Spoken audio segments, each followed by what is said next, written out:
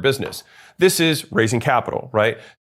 So you start and you run the company, but you raise capital from investors who buy a slice of equity to fund the fast growth. Normal examples of this are tech platforms, social networks, marketplaces, manufacturing, pharmaceuticals, where it takes years and years and years to get a drug passed and then it makes money. Typically anything that has huge amounts of upfront costs, then increasing margins or gross margins later, and or winner take all dynamics, meaning you have to lose money for a long time to get the whole market, and then all of a sudden you have a network effect and then everyone buys from you. Amazon famously lost money for like a decade plus before they really started turning a profit. Facebook too lost money for a long time, but they were mapping networks. So who should take this path? If you have a very big dream of what you want to build and there's functionally no way to make your thing profitable without using other people's money, like as in like you're going to lose money for a year, 2 years, 3 years in order to actually have this thing work, then you have kind of like a predefined path that you're going to have to raise capital. So I've experience with this because school is venture backed. Right?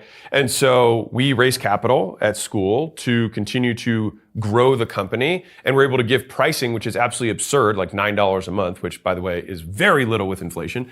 It's basically free. In order to get as many people who want to start a business, all the tools they need to do it. Now, the main advantage of this is that you start with a bigger thing, you can hire the top talent, you can outspend competitors, you can be negative in your acquisition costs. I mean, you can lose money getting customers, right?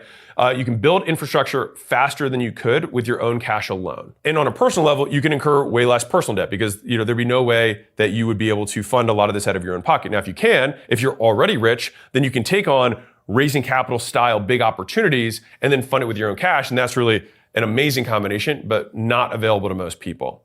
But this allows you to pursue rarer opportunities. And one of the advantages of that is that it actually prices a lot of people out of the market. So to a degree, there is an element of risk with raising capital because typically the opportunities that people pursue are high risk, high return opportunities. But there's typically far fewer competitors.